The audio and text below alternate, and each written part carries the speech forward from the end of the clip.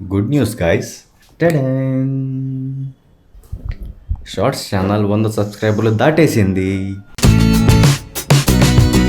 ఇలా పెట్టుకుంటూ పోతే షార్ట్స్ ఛానల్లో 1000 సబ్స్క్రైబర్లు వచ్చేస్తారు. కానీ యూట్యూబ్ నుంచి డబ్బులు రావాలంటే దానికి ఇంకొక కండిషన్ ఉంది. అదేంటంటే గత 90 రోజుల్లో కనీసం 1 కోటి మంది చూసి ఉండాలి. అలా అయిన తర్వాత నుంచే యూట్యూబ్ నుంచి డబ్బులు రావడం స్టార్ట్ అవుతాయి. అనుకున్నంత ఈజీ అయితే కాదు. 1 కోటి మంది చూడాలంటే మాటలా? 90,40,000 చూడాలి. ఇంకా 99,40,000 మంది చూడాలి ఇంకా షార్ట్స్ లో డబ్బులు రావాలంటే. అమ్మా ఎప్పుడు చూడాలదా? ఛానల్ బి పర్లేదు గైస్, చిన్నగా వ్యూస్ వస్తున్నాయి. ఇలాగే చేసుకుంటూ పోతే ఇంకో 6 నెలల్లో దాన్ని మొనిటైజ్ చేయొచ్చు. దాని నుంచి అంత టెన్షన్ ఏం లేదు. కానీ నాకున్న టెన్షన్ అంతా ఛానల్ ఏ నుంచి. ఈరోజు దాని డేటా చూస్తామంటే 19 వీడియోలు అప్లోడ్ అయి ఉన్నాయి. దానిలో పట్టుమని 10 వ్యూస్ కూడా రాలేదు. ఇలాంటప్పుడు ఏమవుద్దంటే కొత్త వీడియోలు చేయాలన్న మోటివేషన్ కూడా దొబ్బుద్ది. అయినా కానీ ఇలాంటి సిచ్యువేషను వస్తుందేమోనని నేను ముందే ఆలోచించాను అనమాట. అందుకే దాని మీద ఆల్రెడీ 40 వీడియోలు చేసి పెట్టేస్తున్నా, షెడ్యూల్ చేసేసి పెట్టేస్తున్నా. ఇంకో 1-2 నెలల దాకా వీడియోస్ వస్తూ ఉంటాయి నేను పని చేయకున్నా కానీ. అలా అని నేను చేయనని కాదు, చేస్తా. నా బుర్రలో ఒక పురుగు ఉంటుంది అనమాట. ఒక వీడియో అప్లోడ్ అయిన తర్వాత దాని మీద ఎన్ని వ్యూస్ వస్తున్నాయి ఇవన్నీ చూస్తూ ఉంటుంది. అది వ్యూస్ రాలేదనుకో, ఆ పురుగు నా బుర్రనంతా తినేస్తూ ఉంటుంది.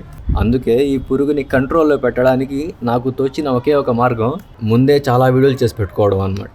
ఇలాంటి మోటివేషన్ తక్కువైనా ఒక రోజు వస్తే అరే రేపు వీడియో రాలేదన్న టెన్షన్ ఉండదు. ఆల్రెడీ వీడియో షెడ్యూల్ అయిపోయింది కదా, ఆటోమేటిక్గా వస్తుంది అది.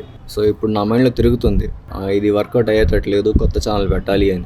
ఇప్పుడు కొత్త ఛానల్ కోసం కొత్త ఐడియా కావాలి. చూద్దాం, దానికి 6 నెలలు టైం ఇచ్చినాం కదా. ఈ 6 నెలల్లో ఏమన్నా అవుతుందేమో చూద్దాం. పండుగాడు చూడండి, గుడ్ బాయ్ లాగా పండుకున్నాడు అక్కడ. ఢిల్లీలోనో బాంబేలోనో ఇంకా పానీపూరి బండి వాడు ఉన్నాడు. మంచి సెంటర్లో ఉందన్నమాట బండి. వాడు పేమెంట్ కోసం అది పెట్టున్నాడు అనమాట, QR కోడ్. ఇప్పుడు వాడి దగ్గరికి వచ్చిన వాళ్ళందరూ దానికి కొట్టు వల్ల సంవత్సరం అయిందన్నమాట పెట్టి. గవర్నమెంట్ నుంచి నోటీస్ వచ్చింది వాడికి, నువ్వు చేస్తున్న వ్యాపారం 40 లక్షలు దాటింది, GST రిజిస్టర్ చేసుకోమని. ఏంది పానీపూరి ఆయనకి 40 లక్షల వ్యాపారమా? పోదా ఇద్దరం కలిసి పానీపూరి బండి పెట్టుకుందాం. ఈ మంచం ఎక్కడేసి ఈ మంచం నట్టు వేయాలా? ఎందుక గుంటలాగా అయిపోతుంది పండుకుంటే.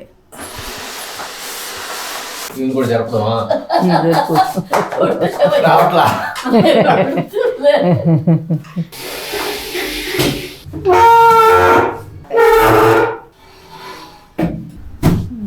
అది ఇటు తిప్పేసరికి కలిసిపోయాను.